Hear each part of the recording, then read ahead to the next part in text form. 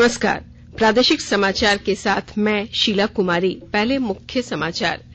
प्रधानमंत्री ने I2U2 की पहली वर्चुअल बैठक में कहा, समूह के देश खाद्य सुरक्षा और वैश्विक विकास को गति देने के लिए मिलकर काम करेंगे।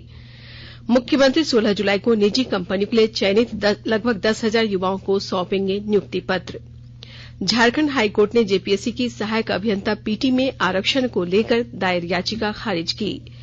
साझा विश्वविद्यालय प्रवेश परीक्षा स्नातक का पहला चरण कल से 500 से ज्यादा परीक्षा केंद्रों पर लगभग 8 लाख विद्यार्थी होंगे शामिल। और विश्व कप निशानेबाजी प्रतियोगिता में भारतीय शूटर्स ने आज 1 स्वर्ण और 3 रजत पदक जीते। पदक तालिका में शीर्ष पर भारत। और अब समाचार विस्तार से। प्रधानमंत्री नरेंद्र मोदी ने कहा है कि भारत, इजरायल, संयुक्त अरब अमीरात और अमेरिका के समूह I2U2 जल, ऊर्जा, पर्यावरण और अंतरिक्ष के क्षेत्र में निवेश बढ़ाने के लिए काम कर रहे हैं।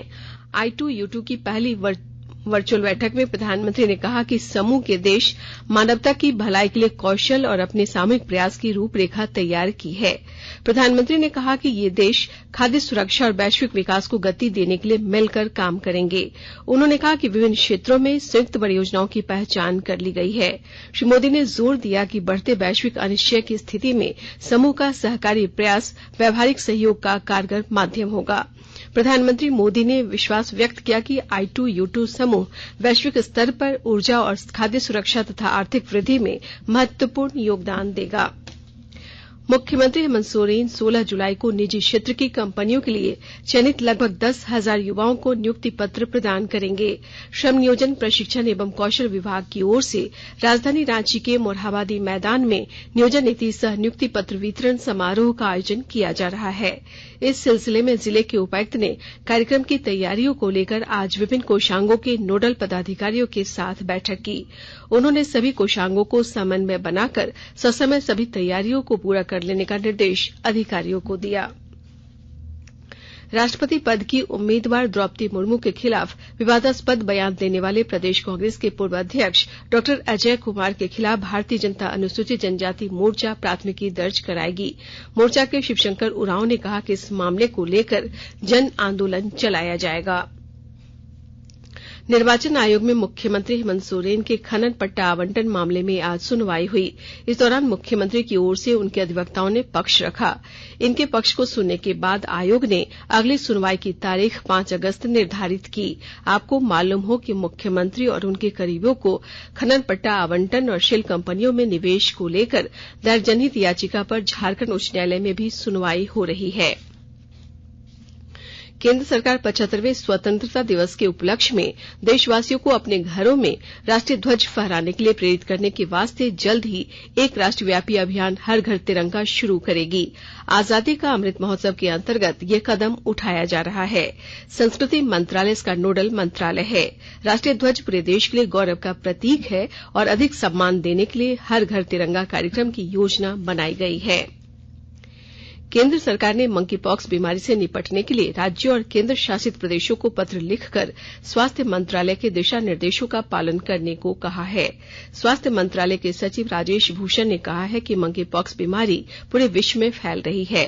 भारत में भी जन स्वास्थ्य तंत्र को सशक्त बनाना होगा और बीमारी से निपटने की पूर्व तैयारी करनी होगी। मंत्री जोबा मांझी ने अधिकारियों को कल्याणकारी योजनाओं का लाभ सभी गरीबों और जरूरतमंदों तक पहुंचाने का निर्देश दिया है।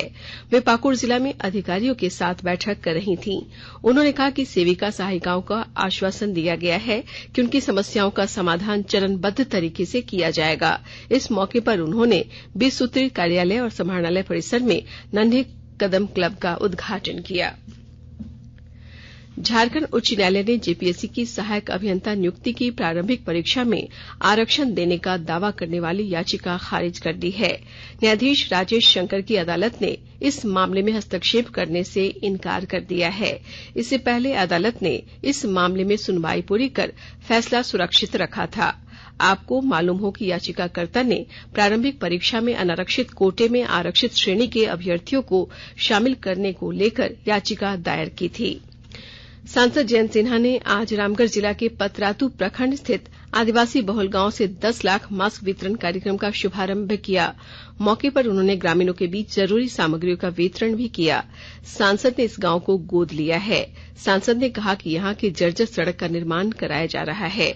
इस गांव में हर घर में नल से जल पहुंचाया जाएगा। आकाशवाणी के ताजा तरीन समाचारों के लिए आप हमारी वेबसाइट newsonair.com पर लॉग ऑन कर सकते हैं। ताजा समाचार Twitter handle @AIR news alerts और Facebook page all India radio news पर भी उपलब्ध है।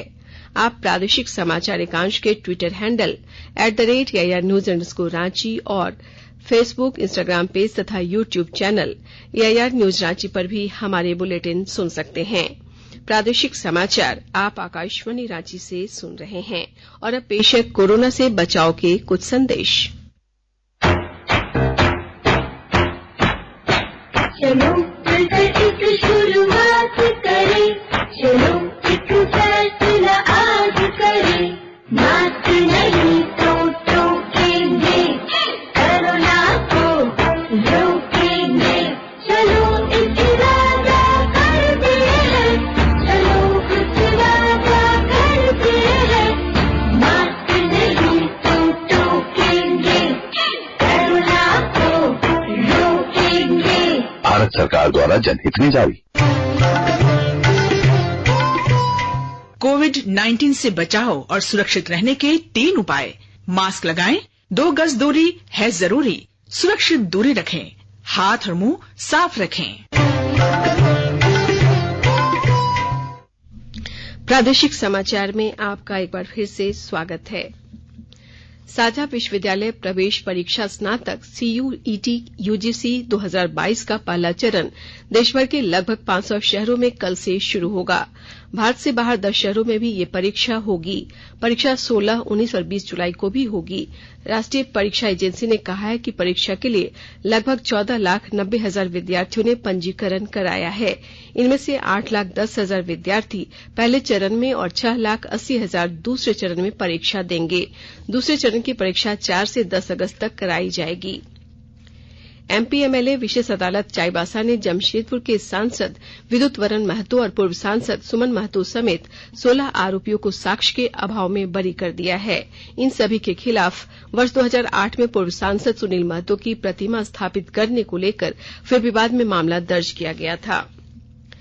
सरायकेला खरसावां जिला में दीनदयाल अंत्योदय योजना और राष्ट्रीय शहरी आजीविका मिशन के तहत ऋण वितरण के लिए टास्क फोर्स की बैठक नगर पंचायत द्वारा आयोजित की गई। नगर पंचायत अध्यक्ष मीनाक्षी पटनायक ने कहा कि निकाय क्षेत्र के युवाओं को स्वरोजगार के लिए बैंकों द्वारा 2 लाख रुपए तक का ऋण मुहैया कराया जाएगा। इस मौके पर प्लास्टिक मुक्त अभियान के तहत महिला समितियों को कपड़े की थैली बनाने के लिए प्रेरित किया गया। और अब अमृत महोत्सव क्विज। आजादी का अमृत महोत्सव।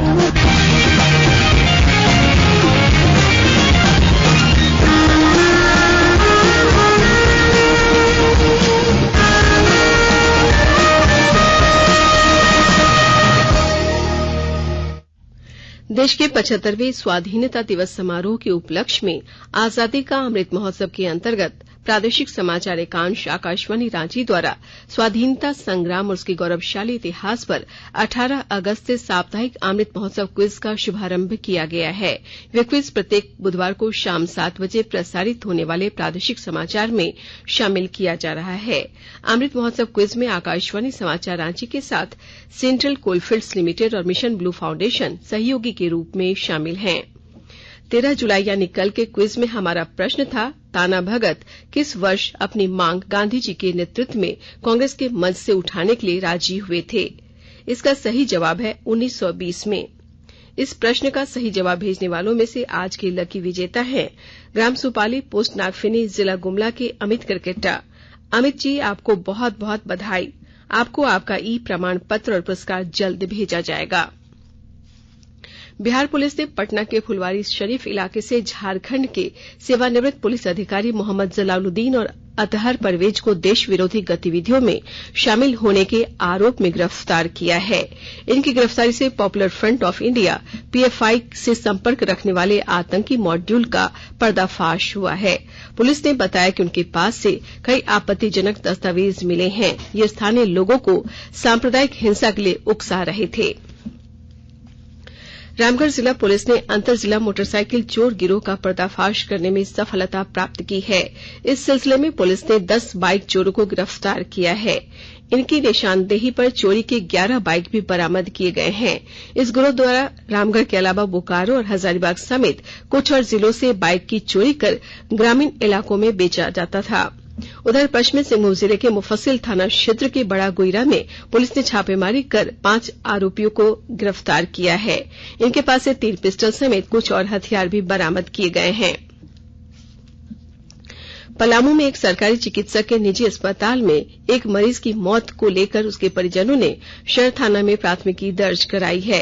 इसमें आरोप लगाया गया है कि मरीज की मौत होने के बाद भी परिजनों को इसकी जानकारी नहीं दी गई और शव को मेदिराय चिकित्सा महाविद्यालय अस्पताल ले जाया गया। इसके लिए बलपूर्वक मृत मरीज के बेटे से हस्ताक्षर भी करा लिया गया। पुलिस पूरे मामले की छानबीन कर रही है।